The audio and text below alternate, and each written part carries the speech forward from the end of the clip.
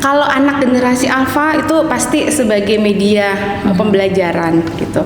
Dari dia lahir, ibunya udah belajar gimana caranya hamil sehat gitu ya dari gadgetnya. Anaknya lahir udah denger lulabi tuh misalnya musik-musik gitu ya, gimana dia bisa tidur nyenyak dan sebagainya. Akhirnya dari tontonan, dari dia terstimulasi untuk berbicara, menyanyi, sehingga positifnya banyak.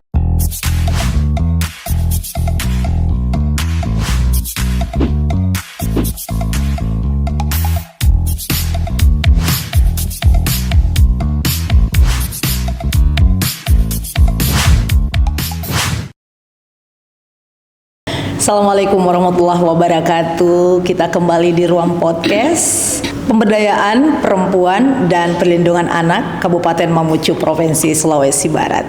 Satu kesenangan dan kesyukuran kita hari ini karena kita kembali berjumpa dalam bintang tamu kita, dan narasumber kali ini akan membahas tentang era digital. Bagaimana dampak di era digital terhadap hak dan ancaman untuk anak, dan juga bagaimana keluarga menyikapi era digital itu sendiri. Saya langsung menyapa narasumber saya yang cantik.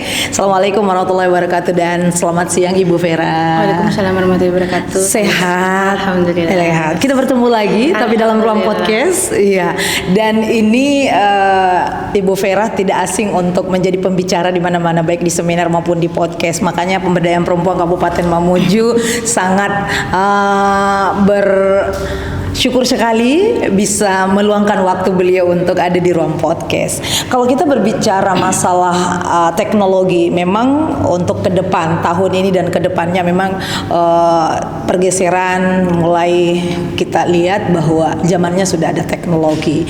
Dulu kalau mungkin kita masih zaman milenial, itu kita masih rasakan yang belum ada handphone, belum memakai laptop, tapi semua canggih teknologi, apalagi sudah ada aplikasi AI. Semuanya ini dimiliki anak-anak yang mungkin bagi kita, mungkin bagi milenial mungkin kita siap menyikapinya, tapi mungkin anak-anak kita dari generasi Z hingga Alpha mungkin ini yang akan bagaimana nanti bijaknya melihat era digital. Nah, ngomong-ngomong Ibu Vera, dari kesibukannya di BKKBN jadi pembicara, melihat sendiri menyikapinya bahwa di zaman ini yang sudah kita masuk di era digital, seperti apa yang akan dihadapi oleh bangsa, daerah kita, terkhusus keluarga kecil kita yang bahagia ini, yang harus menerima antara haknya anak, ancamannya, dampaknya, tetapi sisi positifnya juga ada. Bagaimana melihat di era digital? Iya, baik, terima kasih Ibu host yang cantik dan selalu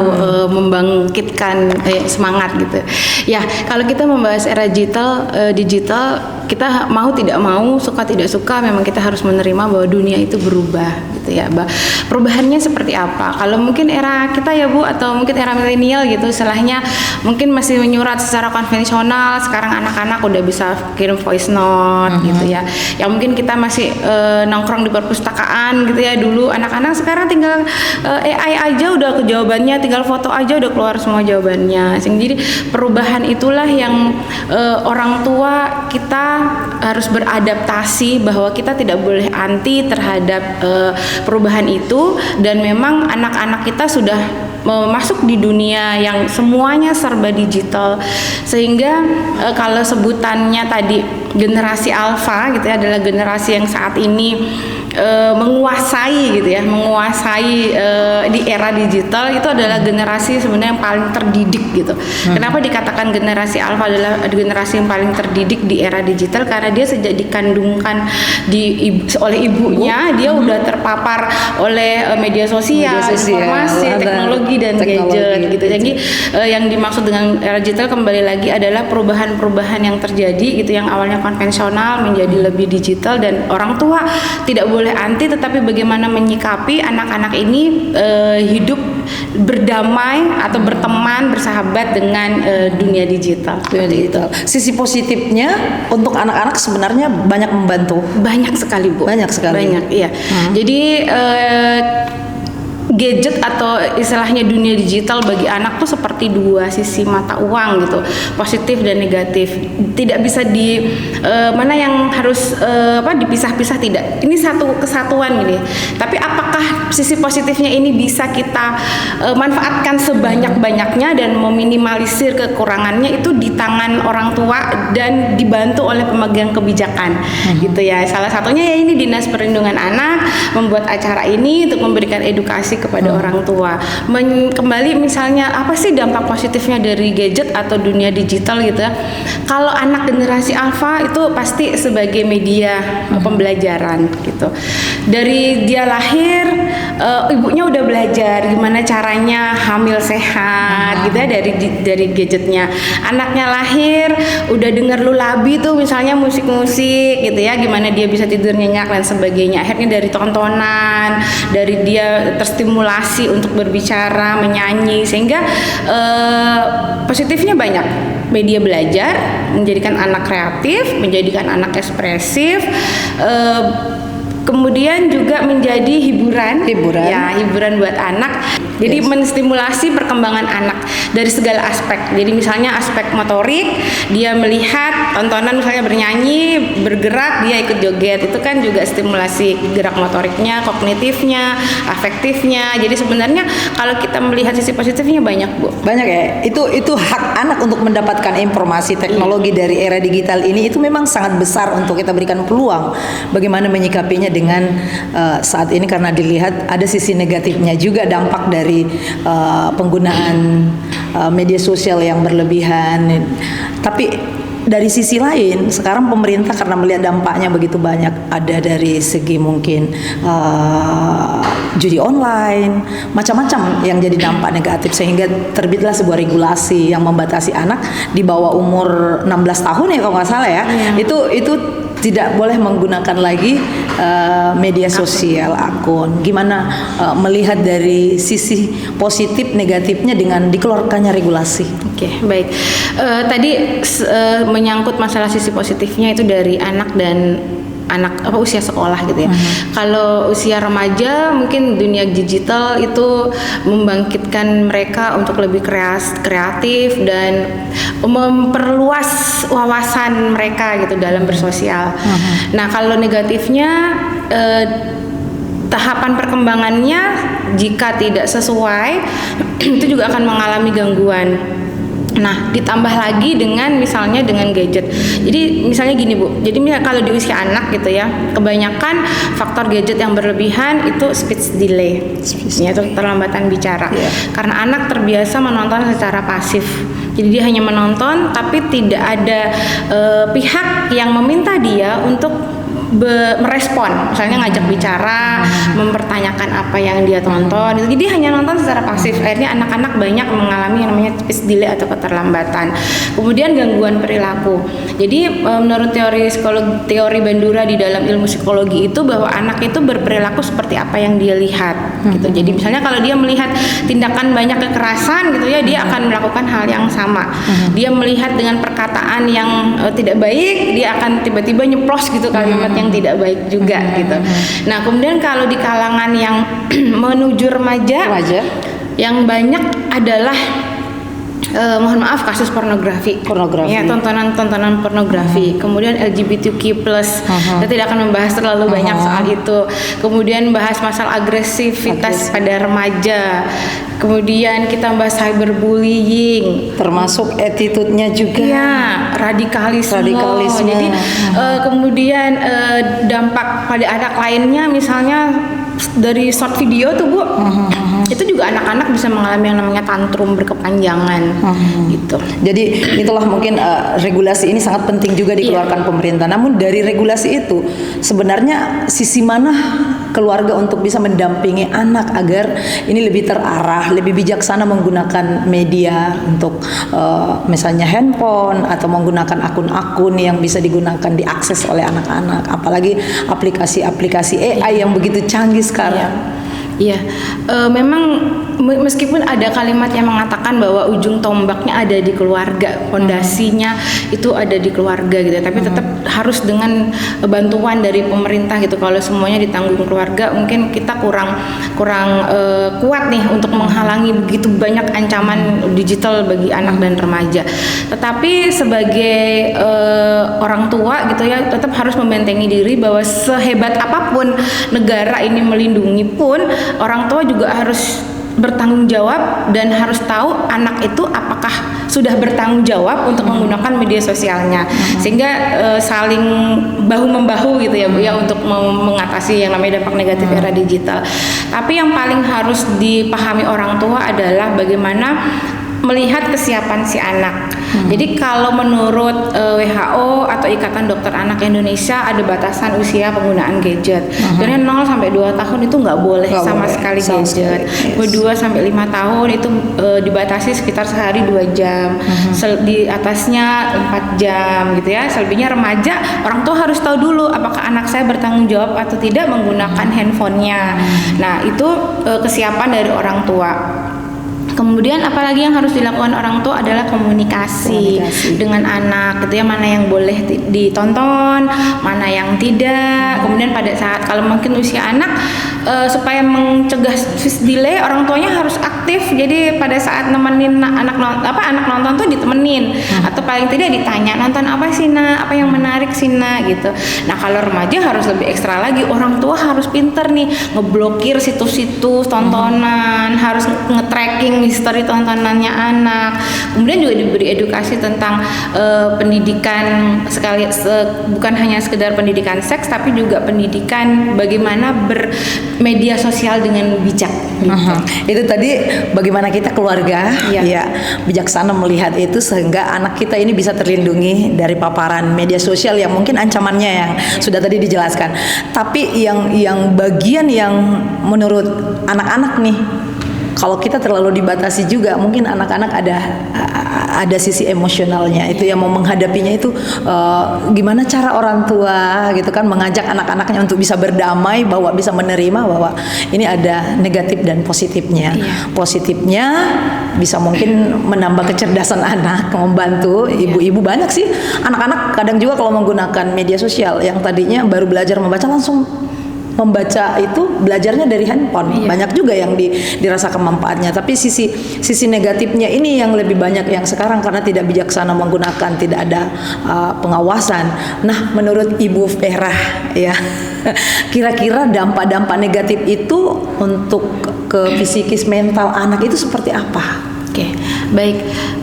Tadi di awal saya katakan memang generasi alpha itu generasi yang paling terdidik gitu ya Bu ya. Jadi memang dia mau melakukan apapun tuh by resource, by data gitu. Jadi kita ngomongin satu kalimat gitu, dia udah langsung misalnya bisa searching aja di AI gitu, di handphonenya gitu. Kita melarang misalnya gak boleh minum es gitu, dia ngebantahnya tuh udah by research. Siapa bilang mah nih AI ngomongnya boleh kok, nggak ada hubungannya antara minum es dengan batuk misalnya gitu.